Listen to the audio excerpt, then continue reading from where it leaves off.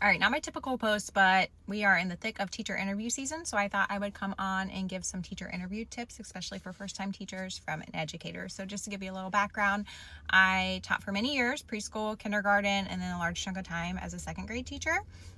And then I was a building administrator 3 years as an assistant principal, and now a district level administrator as a curriculum coordinator. So I have sat in on a lot of interviews from the teacher side, being on committees, and then as an administrator side as well. So I wanted to share some things that I personally look for. So some of these are going to be a little bit my opinion, so take them for what they will, but they're just kind of general tips. All right, so let's get into it. The first one is appearance, because that is your first impression. Make sure you are clean and you smell good. I know that sounds obvious, but make sure you have clean hair, your nails are clean, look nice. Don't look at mine right now. These are not interview nails. And then, don't have a ton of cologne or perfume on, but a nice little scent. Just make sure you come across as clean. I don't know how else to put that. And then let's get into dress. So good rule of thumb is think about what you would wear teaching and then elevate it up one level. So a little bit dressier. You don't have to be as professionally as dressed as maybe like a corporate job.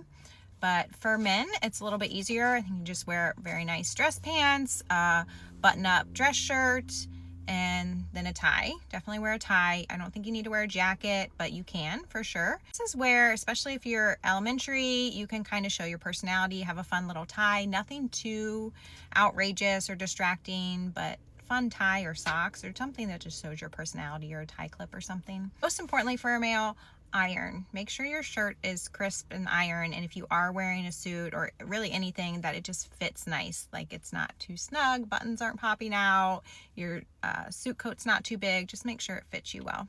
For women, you have a few different options. I feel like I love a good pantsuit. That always looks very nice as long as it's nice and tailored and fitted well. You could also wear a dress or a skirt with like a blazer over it. Just try to stay away from really busy prints or really bright colors, but definitely feel free to add a little bit more color, whereas a typical interview you might be more neutral.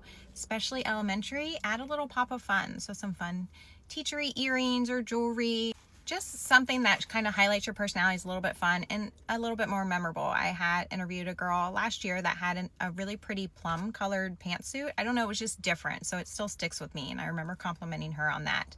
And that was a little bit more different, but still very professional. I also like when people wear school colors. It shows that you're paying attention. It's just a little added touch. Second tip is don't come empty-handed, and I mean a couple different things by that. It's kind of awkward when you walk in, so just have something like a nice work bag or a nice portfolio, a notebook, something that maybe you can just set down and it's almost just like a prop. You don't necessarily need a copy of your resume nowadays, but it doesn't hurt, especially if you have your photo or something colorful on your resume that they might not have, might be in black and white. So just make sure you always bring enough. So double whatever you think to bring, just go ahead and double it just to be safe. A lot of teachers, especially elementary teachers, will bring like their binder, their teaching portfolio.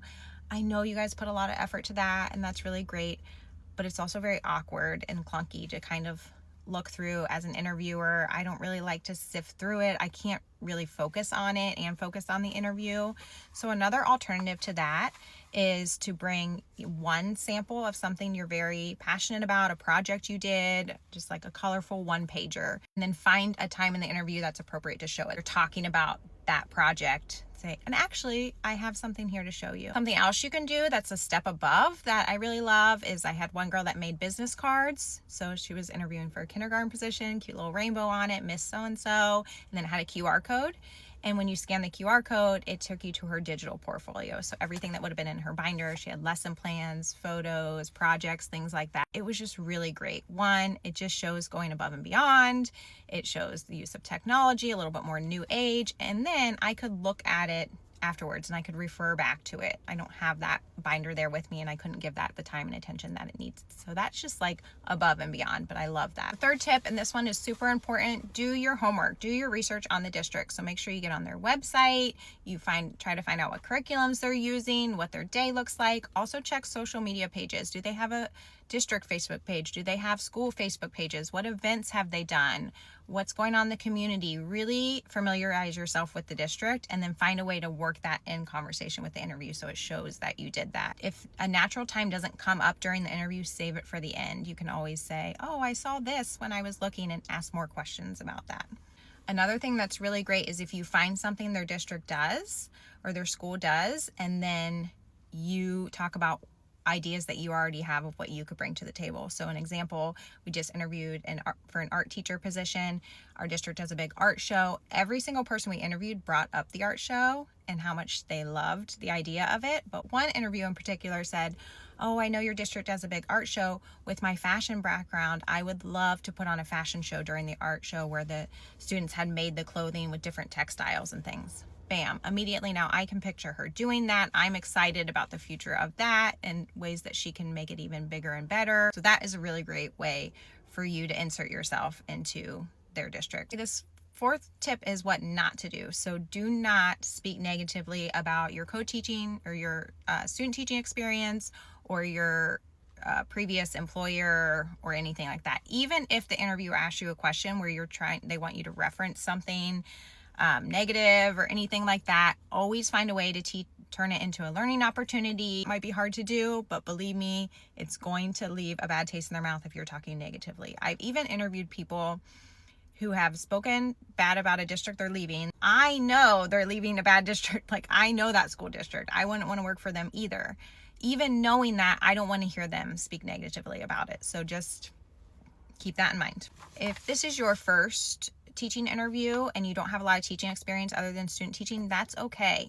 Bring up your other non-educational experience and how it could be used in education. So if you were a server, you worked retail, think about how that customer service background can help you with parents. Maybe you were a lifeguard. Well, I'm sure you worked with kids in some capacity. Like, integrate that in somehow. It's really good as an interviewer to hear people think outside the box and how their other experiences can help them in the classroom. Almost every interview at the end, the team will ask, "What questions do you have for us?"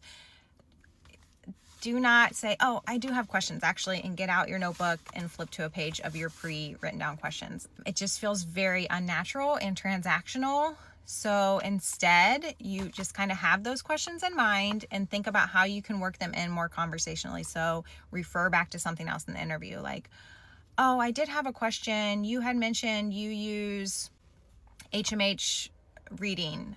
How much time is allotted for that in my schedule? Is there any kind of onboarding or training for new teachers for that curriculum?" So you can still get your pre-scripted question that you had, but refer back to something else in the interview. It just makes it feel more conversational. Another question that you can always fall back on that I always like when people ask is, what do you like about the school or the district, or what are you most proud of that your school has done? Tell me about the school culture or things like that. Now that takes some of the pressure off you. You can sit back and listen. That puts them in the hot seat a little bit, but also people love to talk about themselves. They love to talk about what they've done, their positives. And so it gives them some time to brag about their school or what they've done. And it ends the interview on a positive note.